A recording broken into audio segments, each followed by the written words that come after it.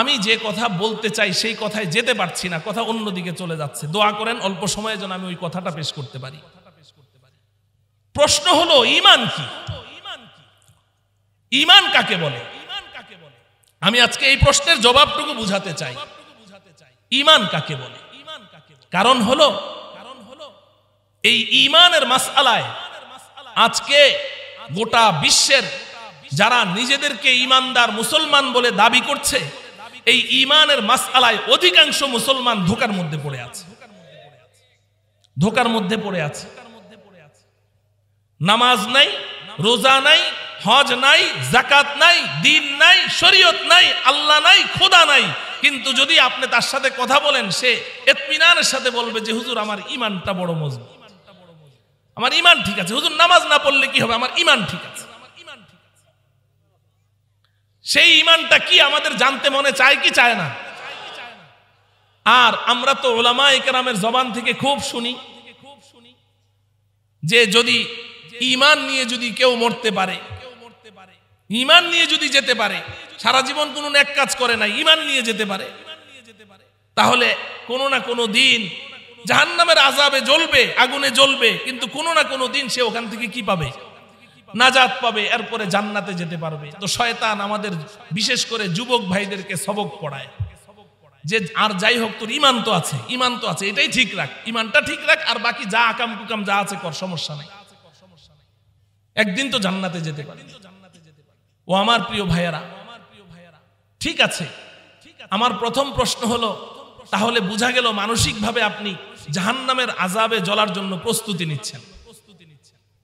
না হলে আপনি কেন এই কথা বলছেন যে একদিন তো জান্নাতে যাওয়া যাবে? জাহান্নামের আযাব এক মুহূর্তের জন্য বরদাস্ত করার কোনো ক্ষমতা কি আমাদের আছে?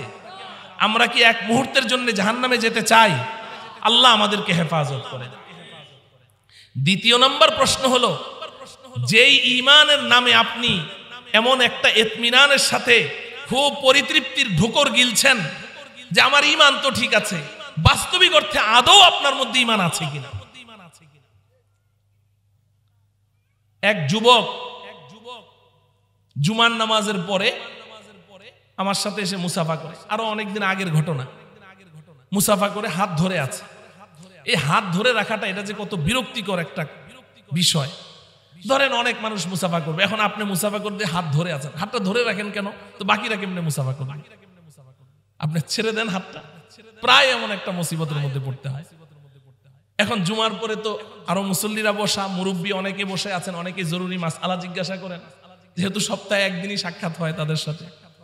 এখন সে আর হাত ছাড়ে না, বলে যে হুজুর আপনাকে খুব ভালোবাসি, খুব মহাব্বত করি। তা আমিও তার মহাব্বতটাকে রিসিভ করলাম হাসি দিয়ে, যে আলহামদুলিল্লাহ, শুকরিয়ার বিষয় যে আমার মতো এমন একটা গুনাহগারকে আপনি মহাব্বত করেন। তা আপনি এত ভালোবাসার দাবি নিয়ে এসেছেন, আপনাকে তো কোনোদিন দেখিনি, কোথায় থাকেন?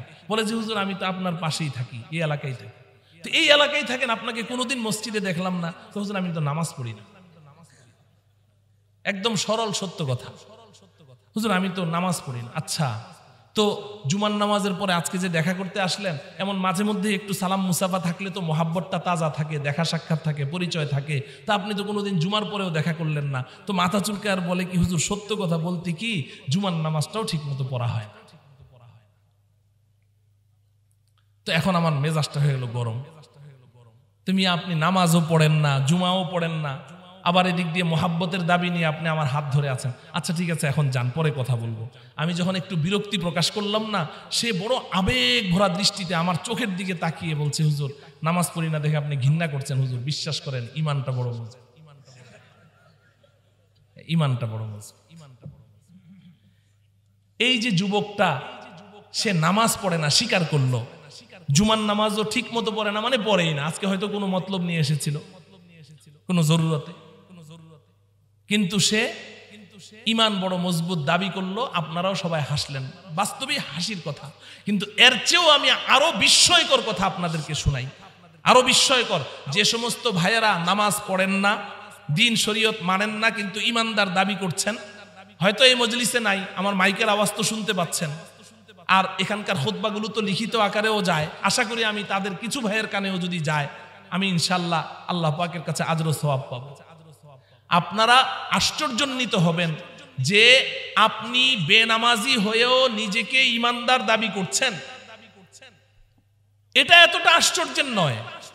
এর চেয়েও বিস্ময়কর ব্যাপার হলো বর্তমান দুনিয়াতে যারা অমুসলিম, যাদেরকে আমরা কাফের, মুশরিক, বেঈমান বলি, অন্য ধর্মের অবলম্বী, অনুসারী, তারা যদি তাদের নিজ ধর্মের অনুসারী হয়ে থাকে, হিন্দু ধর্মের অনুসরণ করছে, আপনি এমন একজন ব্যক্তির সাথে কথা বলে দেখেন, সেও দাবি করবে যে আমি ইমানদার।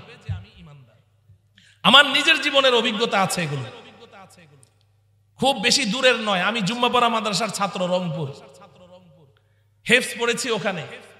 যখন আমার বয়স 9 বছর, ওই সময় আমার আব্বা আম্মা আমাকে জুম্মাপাড়ায় রেখে ওনারা চলে গেছেন ঢাকা। আমি একা ছিলাম।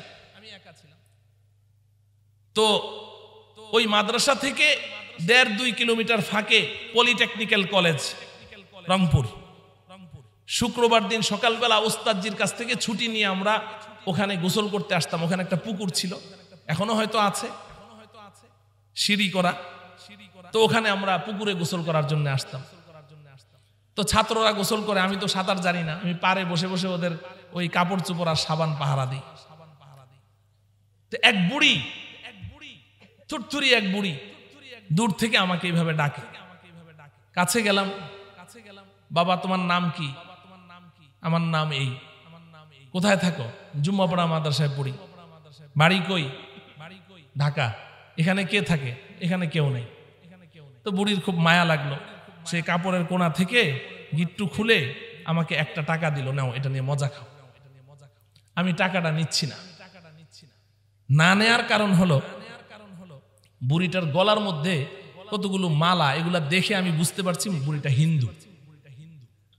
তো এটা দেখে আমার কাছে একটু, যদিও অমুসলিমদেরকে ঘৃণা করতে নাই, কিন্তু আমি ছোট মানুষ, বুঝি না, আমার কাছে একটু ঘৃণা লাগছে, যার কারণে আমি তার টাকাটা নিচ্ছি না। বুড়িও বুঝে ফেলেছে, আমাকে বলছে যে বাবা তুমি আমার টাকাটা কেন নিচ্ছ না? আমি বুঝতে পেরেছি আমি হিন্দু, তাই না? তা আমি একটু মুচকি হাসলাম, কিছু বললাম না। তখন ওই বুড়ি আমাকে বলে যে বাবা আমি হিন্দু হলে কি হবে, আমিও তোমার মতো একজন ইমানদার। তুমি বলো আল্লাহ, আমি বলি ভগবান। সবগুলো কথা আমার মনে নেই, বুড়ি আমাকে অনেক নসিহত করেছে ওই দিন। তো বলছে যে তোমরা বলো আল্লাহ, আমরা বলি ভগবান, শুধু নামের বেশ কম, নাইলে ওই একজনই। এতটুকু আমার মনে আছে, আরো কিছু কথা সে বলেছে। তো এই বুড়িও আমাকে বুঝাইলো যে সে ইমানদার, আর আমিও বুঝলাম যে আহা তাহলে তো আমি ভুলই করেছি, আমি তো মনে করেছিলাম বেঈমান। তো ইমানদার যেহেতু, তাইলে আর টাকা নিতে সমস্যা কি? তো আমি টাকাটা নিলাম। তাইলে একজন হিন্দু মহিলা নিজেকে কি দাবি করলো? ইমানদার দাবি করলো। এটা অনেক আগের ঘটনা, এর মধ্যে যদি কম বেশি হয়ে থাকে আল্লাহ আমাকে মাফ করেন, যতটুকু মনে পড়লো আমি শুনাইলাম। আজকে থেকে 5-6 বছর আগের ঘটনা। ঢাকা বিমানবন্দর থেকে আমি উঠেছি, সৈয়দপুর নামবো, যাবো কুড়িগ্রাম মাহফিলে। বিমানে আমার বাম পাশের সিটে, আমি জানালার পাশে বাম পাশের সিটে এক খ্রিস্টান বসেছে। এরা 7 জনের একটা টিম, একটা এনজিও, এরাও কুড়িগ্রাম যাচ্ছে কোন একটা কাজে। আর ওই ভদ্রলোক হলো ওই টিমের সেক্রেটারি, থাকে হলো মিরপুর টেকনিক্যাল কলেজ। ওটা পলিটেকনিক্যাল না, টেকনিক্যাল কলেজ। ওই টেকনিক্যাল ওখানকার মসজিদে আমি কিছুদিন নামাজও পড়িয়েছি, এখন তো পাশেই কাছাকাছি থাকি। তো দুইজনের মধ্যে বেশ একটা আলাপ শুরু হয়ে গেল। তো কথা বলতে বলতে এক পর্যায়ে ওই খ্রিস্টান আমাকে একটা প্রশ্ন করলো। এই প্রশ্নটা আমি আমার যুবক ভাইদেরকে শোনাতে চাচ্ছি। এই খ্রিস্টান বেশ পড়াশোনা করে, সে আমাকে বলছে যে আচ্ছা বলো দেখি, তুমিও আল্লাহকে বিশ্বাস করো, আমিও আল্লাহকে বিশ্বাস করি। ওই খ্রিস্টান বলছে তুমিও আল্লাহকে বিশ্বাস করো, আমিও আল্লাহকে বিশ্বাস করি।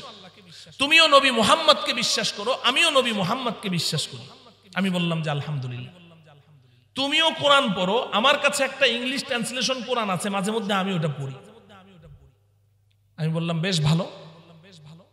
তখন সে আমাকে বলছে এবার বলো আমার মধ্যে ঈমান আছে কিনা, আমি কি ঈমানদার, আমাকে কি তুমি ঈমানদার মনে করো নাকি কাফের মনে করো? তখন আমি বললাম যে তুমি তো খ্রিস্টান। বলে হ্যাঁ। খ্রিস্ট ধর্মের বিশ্বাসে তো তুমি বিশ্বাসী? বলে হ্যাঁ। আমি বললাম তুমি একজন কাফের, মুশরিক, বেঈমান। তখন সে ক্ষেপে গেল, কেন? তোমার বিশ্বাস আর আমার বিশ্বাস তো সেম।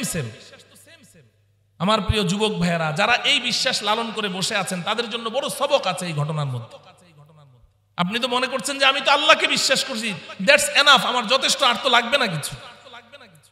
তো খ্রিস্টান বলছে তোমার বিশ্বাস আমার বিশ্বাস তো সেম, তুমিও আল্লাহকে বিশ্বাস করো আমিও আল্লাহকে বিশ্বাস করি, তুমিও নবী মুহাম্মদকে বিশ্বাস করো আমিও নবী মুহাম্মদকে বিশ্বাস করি, তাহলে তুমি নিজেকে ইমানদার বলছো, আমাকে কাফের কেন বলছো? বলেন প্রশ্নটা কি সহজ না জটিল? নিঃসন্দেহে জটিল প্রশ্ন। তো তখন আমি তাকে বললাম যে তুমি আল্লাহকে বিশ্বাস করো? বলে হ্যাঁ। এই কারণে তুমি নিজেকে ইমানদার দাবি করছো? অফকোর্স আমি ইমানদার। বাড়ি হলো দক্ষিণ কোরিয়া ওই ভদ্রলোকের, বাংলা ইংলিশ মিক্সড কথা বলে। তখন আমি বললাম যে আচ্ছা তুমি কি আবু জেহেলকে চিনো? বলে হ্যাঁ চিনি। আবু লাহাব, উতবা, সাইবা? বলে হ্যাঁ ওদের নামও আমি শুনেছি। আচ্ছা বলো তো দেখি আবু জেহেল, আবু লাহাব, উতবা, সাইবা এরা কি ইমানদার না বেঈমান? কয় না ওরা কাফের, ওরা মুশরিক। ওই খ্রিস্টান বলছে ওরা কাফের, ওরা মুশরিক। আমি বললাম যে হ্যাঁ তুমি সত্য বলেছো, আবু জাহাল, আবু লাহাবরা কাফের, মুশরিক, বেঈমান। তবে তুমি এটা জানো না যে তুমি যেমন আল্লাহকে স্রষ্টা হিসেবে আল্লাহকে বিশ্বাস করো, আবু জাহাল, আবু লাহাবরাও স্রষ্টা হিসেবে আল্লাহকে বিশ্বাস করে। এই কথাটা অনেকের কাছে নতুন। এই যে আমি এই কথাটা বললাম এটা অনেকের কাছে নতুন, যে আবু জাহালরাও স্রষ্টা হিসেবে কাকে বিশ্বাস করত? মক্কার কুরাইশের সমস্ত কাফের মুশরিকরা স্রষ্টা হিসেবে কাকে বিশ্বাস করত? একমাত্র আল্লাহকে বিশ্বাস করত। ওদের যে কাবা ঘরে 360খানা দেবী, দেবদেবী, ওদেরকে ওরা স্রষ্টা মনে করত না। ওদের দেবদেবীদের স্রষ্টাও তারা কাকে মনে করত? আল্লাহকেই বিশ্বাস করত স্রষ্টা হিসেবে। এই কথা আমার নয়, কোরআনে কারীমে আল্লাহ পাক বলছেন ওয়ালা ইন সাআলতাহুম মান খালাকাস সামাওয়াতি ওয়াল আরদা ওয়া সাখখারাশ শামসা ওয়াল কমারা লা ইয়াকুলুন্নাল্লাহ। আমাদের নবীজিকে আল্লাহ পাক বলছেন হে হাবিব আপনি এই কুরাইশের কাফেরদেরকে গিয়ে একটা প্রশ্ন করেন, আবু জাহালদেরকে গিয়ে একটা প্রশ্ন করেন, মান খালাকাস সামাওয়াতি ওয়াল আরদা। এই মক্কার কুরাইশের কাফেররা, এই আবু জাহাল, আবু লাহাবরা, আমার একটা প্রশ্নের জবাব দাও। এই আসমান কে সৃষ্টি করেছে? এই জমিন কে সৃষ্টি করেছে? ওয়াসাখখারাশ শামসা ওয়াল কমার, এই চন্দ্র সূর্য কে সৃষ্টি করেছে? আল্লাহ পাক বলছেন লা ইয়াকুলুন্নাল্লাহ। লামে তাকিদ বা নুনে তাকিদ সাকিলা যা আছে সবকিছু উলামায়ে কেরাম বুঝছেন যে আল্লাহ পাক বলেন অবশ্যই অবশ্যই আপনার প্রশ্নের জবাবে ওই আবু জাহালরা বলবে এই আসমানের স্রষ্টা, এই জমিনের স্রষ্টা, এই চন্দ্র সূর্যের স্রষ্টা একমাত্র আল্লাহ। বুঝে থাকলে বলেন আল্লাহ পাক এই কথাগুলো কাদের সম্পর্কে বলছেন? আবু জাহালদের সম্পর্কে বলছেন। তারা স্রষ্টা হিসেবে কাকে বিশ্বাস করত? একমাত্র আল্লাহকেই বিশ্বাস করত। আল্লাহই একমাত্র স্রষ্টা। এই কথাটা যদি আপনাদের বুঝে না আসে তো আল্লাহ আরো খুলে বলছেন ফাইদা রাকিবু ফিল ফুলকি দাআবুল্লাহ মুখলিসিনা লাহুদ্দিন। এই মক্কার কাফেররা, মুশরিকরা, আবু জাহালরা এরা যখন সমুদ্র পথে ভ্রমণ করে, সফর করে, নৌকায়, জাহাজে, হঠাৎ করে তুফান শুরু হয়ে গেছে, ঢেউ চলছে, এখন শুধু নৌকা টলমল করছে, এই বুঝি ডুবলো, এই বুঝি ডুবলো। আল্লাহ পাক বলেন দাআবুল্লাহ মুখলিসিনা লাহুদ্দিন। তারা একনিষ্ঠতার সাথে, ইখলাসের সাথে আল্লাহকে ডাকতে থাকে, আল্লাহ বাঁচাও, আল্লাহ বাঁচাও, আল্লাহ বাঁচাও। কাদের সম্পর্কে বলছেন আল্লাহ পাক? কথা বলেন, কথা বলেন। আবু জাহালদের সম্পর্কে। তাইলে ওরা স্রষ্টা হিসেবে আল্লাহকে বিশ্বাস করতো কি করতো না? যদি আল্লাহকে বিশ্বাস নাই করতো তো এই মরণের সময় আল্লাহকে ডাকে কেন? ওই দেবদেবীদেরকে কেন ডাকে না? কথা বুঝাতে পারলাম? তো আমি তখন ওই খ্রিস্টানকে বললাম যে দেখো আল্লাহ নিজে সার্টিফাই করছেন, তুমি তো আমার সাথে তর্কের খাতিরেও বলতে পারো, তোমার অন্তরের খবর তো আমি জানি না। তুমি যদি তোমার দাবিতে সত্যবাদীও হও যে তুমি আল্লাহকে বিশ্বাস করো, তাইলে একটু আগে আবু জাহালদেরকে তুমি যেই কারণে কাফের মুশরিক বেঈমান বলেছো, আমি ওই কারণে তোমাকেও কাফের মুশরিক বেঈমান মনে করি। তখন সে চট করে আমাকে বলছে যে ওরা তো নবী মুহাম্মদকে বিশ্বাস করতো না। আমি তো নবী মুহাম্মদকেও বিশ্বাস করি। আমি বললাম যে আচ্ছা নবী মুহাম্মদকে বিশ্বাস করো এই কারণে তুমি ঈমানদার? কয় অফকোর্স আমি ঈমানদার। আমি বললাম তুমি কি আবু তালেবকে চিনো? কয় হ্যাঁ, নবীর আঙ্কেল। ও বলছে নবীর আঙ্কেল? আমি বললাম হ্যাঁ তুমি চিনো। আচ্ছা বলো তো দেখি আবু তালেব কি ঈমানদার? কয় না, ও কাফের, ও মুশরিক। খ্রিস্টান বলছে আবু তালেবও কাফের, আবু তালেবও মুশরিক। আমি বললাম হ্যাঁ তুমি ঠিক বলেছো, কিন্তু তুমি কি এটা জানো আবু তালেব আল্লাহকেও বিশ্বাস করতেন, নবী মুহাম্মদকেও বিশ্বাস করতেন। ও বলে না, নবী মুহাম্মদকে বিশ্বাস করতেন না। আমি বললাম আমি তো পড়াশোনা করে বলছি। তুমি তো না জেনেই বলছো। আবু তালেব আল্লাহকেও বিশ্বাস করতেন স্রষ্টা হিসেবে এবং নিজের ভাতিজাকে নবী হিসেবেও বিশ্বাস করতেন। আমি আজকে এই হাজার জনতার সামনে আমার প্রিয় যুবক ভাইয়েরা আমি ঘোষণা দিচ্ছি, আমার বিশ্বাস কি জানেন? আমি মনে করি আমি আমার নবীকে যতটা বিশ্বাস করি, আবু তালেব তার ভাতিজাকে নবী হিসেবে এর চেয়ে আরো অনেক বেশি বিশ্বাস করতেন, আরো অনেক বেশি বিশ্বাস করতেন। এখন তো ওই সমস্ত ওয়াকিয়াত শোনানোর সুযোগ নেই। তারিখের কিতাবের মধ্যে দেখবেন কেমন বিশ্বাস করতেন। আমি শুধু আপনাদেরকে আবু তালেবের একটা কবিতা শুনাই। আবু তালেব তার জীবদ্দশায় আমাদের নবীজির প্রশংসায় 22টি কবিতা রচনা করেছে, আমাদের নবীজির প্রশংসা করে। তার মধ্যে একটা কবিতা শুনেন, 3 লাইনের একটা কবিতা, আমি শেষ করে দিব। আবু তালেব বলছে, ওয়ালাকাদ দাউতানি ওয়া জাআমতু আন্নাকা সাদিকুন ওয়া সাদাকতা ফীহি ওয়া কুনতা থাম্মা আমিনা ওয়া আরাফতু দীনাকা লা মাহালাতা আন্নাহু মিন খায়রি আদিয়ানিল বারিয়াতি দীনা ওয়ালাউলাল মালামাতু আও হাদারু মাসাব্বাতিন লাওয়াজাদতানি সামহাম বিযাকা মুবিনা। আবু তালেব আমাদের নবীজিকে বলছেন, ওয়ালাকাদ দাউতানি, ও ভাতিজা তুমি আমাকে আহ্বান করেছো, তুমি আমাকে ডেকেছো। কোন দিকে? তোমার রবের দিকে, তোমার আল্লাহর দিকে তুমি ডেকেছো। তোমার নবুয়ত রিসালাতের দিকে আমাকে আহ্বান করেছো, তোমার ধর্ম ইসলামের দিকে আমাকে আহ্বান করেছো। ওয়ালাকাদ দাউতানি ওয়া জাআমতু আন্নাকা সাদিকুন, ও ভাতিজা আমার দৃঢ় বিশ্বাস তুমি তো সত্যবাদী, জীবনে তো একটাও মিথ্যা কথা বলো নাই, তুমি তো জীবনে একটাও মিথ্যা কথা বলো নাই। অতএব ওয়া সাদাকতা ফীহি ওয়া কুনতা থাম্মা আমিনা, যেহেতু জীবনে আমাদের সাথে একটাও মিথ্যা কথা বলনি, আজও যে তুমি তোমার রবের দিকে আমাকে ডাকলে, তোমার নবুয়তের দিকে আমাকে ডাকলে, তোমার ধর্ম ইসলামের দিকে আমাকে ডাকলে, আমার দৃঢ় বিশ্বাস এখানেও তুমি একটাও মিথ্যা কথা বলো নাই। তাইলে আবু তালেব আল্লাহকে বিশ্বাস করলো কিনা? কথা বলেন। নবী মুহাম্মদকে বিশ্বাস করলো কিনা? এরপর উনি 2 নম্বর লাইনে বলছেন, ওয়া আরাফতু দীনাকা লা মাহালাতা আন্নাহু মিন খায়রি আদিয়ানিল বারিয়াতি দীনা। ও ভাতিজা মুহাম্মদ, তোমার ধর্ম ইসলামকে আমি এমন ভাবে জেনেছি, চিনেছি, বুঝেছি, আমার দৃঢ় বিশ্বাস যে এই পৃথিবীতে যত ধর্ম আছে সমস্ত ধর্মের মধ্যে সর্বশ্রেষ্ঠ ধর্ম তোমার ধর্ম ইসলাম ধর্ম। কে বলছে এই কথা? বলেন না, কে বলছে? আবু তালেব বলছে। তাইলে আবু তালেব আল্লাহকেও বিশ্বাস করলো, নবী মুহাম্মদকে বিশ্বাস করলো, ইসলাম শ্রেষ্ঠ ধর্ম এটারও স্বীকৃতি দিয়ে দিল। তারপরেও আপনারা বলেন আবু তালেব কি ইমানদার না কাফের? কাফের। তাহলে কি প্রশ্ন জাগে না যে আবু তালেবের বিশ্বাস আর আমার বিশ্বাস তো সেম সেম, আমিও আল্লাহকে বিশ্বাস করলাম, আবু তালেবও আল্লাহকে বিশ্বাস করলো, আমিও নবী মুহাম্মদকে বিশ্বাস করলাম, আবু তালেবও নবী মুহাম্মদকে বিশ্বাস করলো, আমিও ইসলাম ধর্মকে শ্রেষ্ঠ ধর্ম বলে জানি, আবু তালেবও জানে। তাহলে আমি কেন ইমানদার, আবু তালেব কেন বেঈমান? পার্থক্যটা কি এটা জানার দরকার আছে না নাই?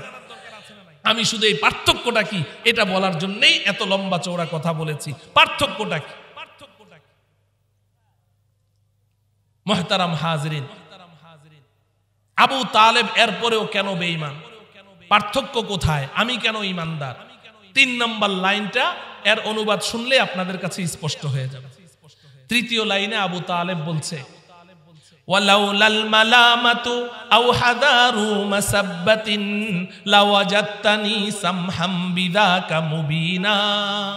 ও ভাতিজা মুহাম্মদ, তোমার রব সত্য আমি বিশ্বাস করি, তুমি নবী সত্য আমি বিশ্বাস করি, তোমার ধর্ম ইসলাম শ্রেষ্ঠ ধর্ম এটাও আমি স্বীকার করি, কিন্তু ভাতিজা আমি যদি তোমার রবকে একমাত্র রব বলে মেনে নেই, আমি যদি তোমাকে নবী হিসেবে গ্রহণ করে নেই, মেনে নেই, আমি যদি তোমার ধর্ম ইসলামকে আমি ধর্ম হিসেবে মেনে নেই, তো গোটা আরববাসী আমাকে তিরস্কার করবে, আমাকে ভৎসনা দিবে, আমাকে ছি ছি করবে, আমাকে কাপুরুষ বলবে, বলবে ছি ছি আবু তালেব তোমার মতো এমন একজন হেভি ওয়েট লিডার হয়ে, এমন একজন জাদরেল নেতা হয়ে তুমি তোমার ভাতিজার ধর্ম মেনে নিলে, বাপ দাদার ধর্ম ছেড়ে দিলে, তুমি তো একটা কাপুরুষ কাপুরুষ, আমাকে তারা গালমন্দ করবে, তিরস্কার করবে। ও ভাতিজা, তোমার রব সত্য জেনেও, তুমি নবী সত্য জেনেও, তোমার ধর্ম ইসলাম শ্রেষ্ঠ ধর্ম জেনেও আমি আরবদের ওই সমস্ত তিরস্কার আর ছি আর গালমন্দ এটা সহ্য করতে পারবো না, বিধায় আমি মেনে নিতে পারলাম না। নাউজুবিল্লাহ বলেন। কি করতে পারলাম না? কি করতে পারলাম না? যদি আমার এতক্ষণের বকবকানি যদি বুঝে আসে, এবার বলেন আবু তালেবের কিসের অভাব ছিল? বিশ্বাসের অভাব ছিল না মানার অভাব ছিল? বিশ্বাসের অভাব ছিল না মানার অভাব ছিল? বিশ্বাসের কোনো ত্রুটি ছিল? বিশ্বাসের কোনো ত্রুটি ছিল না। আবু তালেব সব জেনেছে কিন্তু কি করেনি? মেনে নেয়নি। তাহলে আবু তালেব কি না জানার কারণে কাফের না না মানার কারণে? বিশ্বাস না থাকার কারণে কাফের নাকি না মানার কারণে? না মানার কারণে। না মানার কারণে কাফের। ও আমার প্রিয় ভাইয়েরা, সময় সংক্ষেপণের কারণে আমি আর দৃষ্টান্ত দিতে পারলাম না। সেই মদিনার ইহুদিদের সম্পর্কেও আমি ওই খ্রিস্টানকে প্রশ্ন করেছিলাম যে ইহুদিরা কাফের না মুশরিক? সে বলেছে কাফের মুশরিক। অথচ ইহুদিরাও আল্লাহ পাক বলেন আল্লাযীনা আতাইনাহুমুল কিতাব ইয়ারিফুনাহু কামা ইয়ারিফুনা আবনাআহুম। ওরাও আমাদের নবীজিকে বিশ্বাস করেছে, এটাই শেষ নবী। চেহারা দেখা মাত্রই তাওরাতের মধ্যে এমন ভাবে পড়েছে যে একদম সুস্পষ্ট ভাবে নবীজির সমস্ত চেহারার আপনার অবয়ব, নবীজির নাক, চোখ, কান, মুখ, ঠোঁট, চুল কেমন হবে, আঙ্গুলগুলো কেমন হবে, কিভাবে হাঁটবে, কিভাবে বলবে, সব তারা এমন ভাবে পড়েছে যে নবীজিকে দেখা মাত্রই তারা বুঝে ফেলেছে এটাই শেষ নবী, উনি শেষ নবী। আল্লাহ পাক বলেন তারা নিজের সন্তানকে যেমন চিনতো, আমার নবী মুহাম্মদকে ওরকম ভাবেই চিনতো। আব্দুল্লাহ ইবনে সালাম ইহুদিদের সবচেয়ে বড় আলেম, হযরতে ওমর রাদিয়াল্লাহু তাআলা আনহু তাকে প্রশ্ন করলেন। আব্দুল্লাহ ইবনে সালাম বললেন যে আল্লাহ পাক সবটা বলে নাই, আমাদের সবটা বলে নাই, কম করে বলেছে। হযরতে ওমর বলেন সবটা বলে নাই মানে কি? হযরতে আব্দুল্লাহ ইবনে সালাম বলেন ভাই ওমর, আমরা তো আমাদের বিবিদেরকে ঘরে একা রেখে ব্যবসা বাণিজ্যের কারণে বিভিন্ন কারণে অনেক দূরে চলে যাই, 1 সপ্তাহ 2 সপ্তাহ ঘরে থাকি না। ওই অবস্থায় যদি আমার বিবি আমার সাথে নিমুখ হারামি করে, নিজের ইজ্জতকে হেফাজত না করে, তাইলে যেই সন্তানটা আমি নিজের সন্তান বলে দাবি করছি ওটা তো আমার না হয়ে আরেকজনের হতে পারে। সম্ভাবনা আছে না নাই? কোনো সম্ভাবনা নাই? আছে না নাই? তো হযরতে আব্দুল্লাহ ইবনে সালাম বলেন ভাই ওমর, আল্লাহ তো বলেছেন ইয়ারিফুনাহু কামা ইয়ারিফুনা আবনাআহুম, ইহুদিরা নিজের সন্তানকে যেমন বিশ্বাস করে আমার নবী মুহাম্মদকেও তেমনটাই বিশ্বাস করে, এটাই শেষ নবী। কিন্তু আল্লাহ তো বলেছেন সমান সমান। আসলে সমান সমান না, নিজের সন্তানের ব্যাপারে সন্দেহ করার সুযোগ আছে, কিন্তু নবী মুহাম্মদকে দেখা মাত্র আমাদের ইহুদিদের কারো মনে এতটুকু সন্দেহ সৃষ্টি হয় নাই। তাই বলে কি ইহুদিরা কি ইমানদার? তাইলে আবু তালেব না জানার কারণে কাফের না না মানার কারণে? ইহুদিরা না জানার কারণে কাফের না না মানার কারণে? তাহলে এবার ইমান কাকে বলে? বাস ইমান কাকে বলে? ইমানের ডেফিনেশন কি? ইমানের সংজ্ঞা কি? আমি শুধু এটা বলে আমার আলোচনা শেষ করছি। ইমানের আলোচনা তো অনেক দীর্ঘ। এই উপমহাদেশের শ্রেষ্ঠ মুহাদ্দিসুল আসর হযরত মাওলানা আনোয়ার শাহ কাশ্মীরি রহমতুল্লাহি আলাইহি, উনি ইমানের তারিফ করেছেন 2 কথায়, সবাই যেন বুঝেন। ওই সংজ্ঞাটাই আপনাদেরকে বলে আমি আপনাদেরকে দাওয়াত দিয়ে যাই। উনি বলেছেন ঈমান জাননে কা নাম নেহি হ্যায়, মাননে কা নাম ঈমান হ্যায়। জানার নাম ঈমান নয়, কিসের নাম ঈমান? জানার নাম ঈমান নয়, কিসের নাম ঈমান? মানার নাম ঈমান। মুহতারাম ভাইয়েরা, এজন্য আমাদের দাওয়াত ও তাবলীগের সাথীরা অনেক সময় আমাদের দেশের বুদ্ধিজীবীদেরকে ঈমানের দাওয়াত দিতে যায়। ওনারা কিসের দাওয়াত দেয়? ঈমানের দাওয়াত দেয়। বুদ্ধিজীবী চিনেন আমাদের দেশের বুদ্ধিজীবী হলো ইসলাম সম্পর্কে যে যত বড় গণ্ডমূর্খ সে তত বড় বুদ্ধিজীবী, ঠিক কিনা? তো এখন এই বুদ্ধিজীবীকে দাওয়াত দিতে গেছে, এখন যখনই ঈমানের কথা শুরু করলো বলে হুজুর জানি জানি জানি জানি জানি জানি, মানে জানেও তো না, আবার জানতে চায়ও না, শুনতেও চায় না, জানতেও চায় না, আবার জানেও না, বলে জানি জানি জানি। তো এক মাদ্রাসার ছাত্র পিছনে ছিল, ওই মুতাকাল্লিম সাহেবের পিছনে, ও পিছন থেকে কয় স্যার আপনি জানি জানি না বলে বলেন মানি মানি মানি, তাইলে তো হয়ে যায়। জানি জানি না বলে কি বলবেন? মানি মানি মানি, তাইলে তো হয়ে যায়। তাইলে ঈমান জানার নাম না মানার নাম? আমরা সবাই মানতে রাজি আছি তো ইনশাআল্লাহ? হে আল্লাহ, আপনি আমাদেরকে মানার মাধ্যমে ঈমানদার হওয়ার তৌফিক দান করেন। পাশাপাশি আজকের এই হাজার জনতার এই স্রোত থেকে আমি আমার ওই সমস্ত ভাই বোনদেরকে দাওয়াত দিচ্ছি যারা সংসদে বসে বসে এই সিয়াসেত্তার কিতাবের হাফেজ হয়ে গেছেন দাবি করেন। আপনারা শুধু জানার দাবি করছেন, মানার দাবি করেন, মানার দাবি করেন, আপনারাও ঈমানদার হয়ে যাবেন। আল্লাহ রাব্বুল আলামিন আমাদের সকলকে বুঝার তৌফিক দান করুন। ওয়া সাল্লাল্লাহু তাআলা আলা সাইয়্যিদিনা মুহাম্মদ ওয়া আলা আলিহি ওয়া আসহাবিহি আজমাইন। আসসালামু আলাইকুম ওয়া রাহমাতুল্লাহি ওয়া বারাকাতুহু। আলহামদুলিল্লাহি রাব্বিল আলামিন ওয়াসসালাতু ওয়াসসালামু আলা সাইয়্যিদিল আমবিয়াই ওয়াল মুরসালিন মুহাম্মাদিন ওয়া আলা আলিহি ওয়া আসহাবিহি আজমাইন ربنا آتنا في الدنيا حسنة وفي الآخرة حسنة وقنا عذاب النار ربنا هب لنا من أزواجنا وذرياتنا قرة أعين وجعلنا للمتقين إماما رب ارحمهما كما ربياني صغيرا رب العالمين এই বাংলাদেশের ঐতিহ্যবাহী এই তাফসীর মাহফিল মাওলায়ে করিম এই মাহফিলখানাকে আপনি কিয়ামত পর্যন্তের জন্য কবুল করে নেন। আমরা যারা এই মাহফিলে এসেছি, বসেছি, বলেছি, শুনেছি, মাওলা আমাদের সকলের আশা এবং বসাকে আপনি কবুল করে নেন। মেহেরবান খোদা, এই মাহফিলে কি আপনার একজনও আপনার পছন্দের বান্দা নেই? আপনার কি একজনও ওলি এই মাহফিলে উপস্থিত নেই? তার দুটো হাতের উসিলায় আমাদের প্রত্যেকের হাতগুলোকে কবুল করে নেন। মেহেরবান খোদা, আমাদের জীবনের সমস্ত গুনাহ খাতা মাফ করে দেন।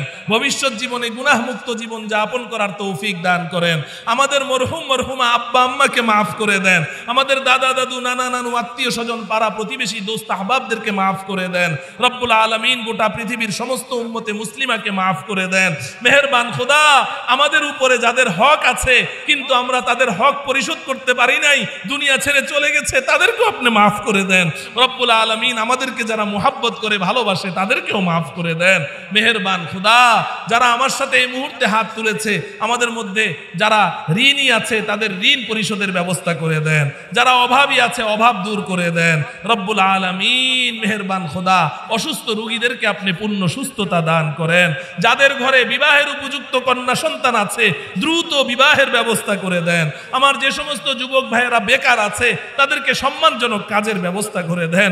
মেহেরবান খোদা, রব্বুল আলামিন সারা পৃথিবীর সমস্ত মাসাজিদ, মারাকিজ, মাদারিস গুলোকে আপনি কবুল করে নেন। রব্বুল আলামিন পৃথিবীর যেই যেই জায়গায় যত যত শোবায় দ্বীনের কাজ চলছে প্রত্যেকটা কাজের মধ্যে আপনার গায়বী নুসরত দ্বারা মালামাল করে দেন। মেহেরবান খোদা, এই তাফসীরুল কোরআন মাহফিল এটা আমাদের আকাবির ও আসলাফদের আমানত।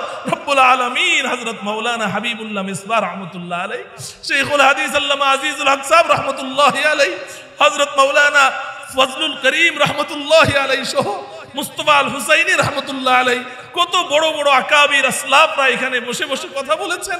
আজকে তাদের চেহারে বসে আমরা আমাদের মতো নাদানরা কথা বলি। মাওলা গো, আপনি আমাদের মধ্যে ইলমে লাদুন্নি দান করে দেন। কিয়ামত পর্যন্তের জন্য এই আমানতকে রক্ষা করার তৌফিক দান করেন। আমাদের সকলের মুরব্বী হযরত মাওলানা আব্দুল হক আজাদ দামাত বারাকাতুহুম, তাকে আপনি সুস্বাস্থ্যের সাথে নেক হায়াত দান করেন। যারা এই মাহফিলের পিছনে মেহনত করছেন, পরিচালনা পরিষদ যারা আছেন, তাদের সবাইকে আপনি রব্বুল আলামিন আপনার গায়বী খাজানা থেকে নুসরত করেন। যাদের সহযোগিতায় এই মাহফিল হয়েছে তাদের দানকে কবুল করেন। রব্বুল আলামিন আমাদের সকলের জন্য দুনিয়া ও আখিরাতের সর্বময় মঙ্গলের ফয়সালা করেন। মেহেরবান খুদা, আমাদের দেশের কিছু হক্কানি রব্বানি উলামায়ে কেরাম যাদের অপরাধ আপনার দিকে মানুষকে আহ্বান করা, মাওলা এই অপরাধে তারা আজকে জেলখানায় বন্দী। মাওলা গো, তাদের দ্রুত মুক্তির ব্যবস্থা করে দেন। মাওলা দ্রুত তাদের মুক্তির ব্যবস্থা করে দেন। মাওলা তাদের সন্তানগুলো এতিমের মতো বাবার পথপানে চেয়ে আছে। মাওলা তাদের বিবিরা পর্দানসীন দিনদার হওয়ার কারণে আজকে কারো কাছে হাত পাততে পারে না। মাওলা অনাহারে অর্ধাহারে দিন যাপন করছে। মাওলা মাওলা আপনি মেহেরবানি করেন, আপনি রহমের ফয়সালা করেন। যারা বুঝে না তাদেরকে বুঝার তৌফিক দান করেন। রব্বুল আলামিন হক্কানি রব্বানি উলামায়ে কেরামকে আপনার গায়বী খাজানা থেকে আপনি নুসরত করেন। আমাদের দোয়াকে রাসূলুল্লাহ সাল্লাল্লাহু আলাইহি ওয়াসাল্লামের তুফাইলে আপনি কবুল করে নেন। ওয়া সাল্লাল্লাহু তাআলা আলা সাইয়্যিদিনা মুহাম্মাদিন ওয়া আলিহি ওয়া আসহাবিহি আজমাইন। সুবহানা রাব্বিকা রাব্বিল ইজ্জাতি আম্মা ইয়াসিফুন ওয়া সালামুন আলাল মুরসালিন ওয়ালহামদুলিল্লাহি রাব্বিল আলামিন বিরহমাতিকা ইয়া আরহামার রাহিমিন।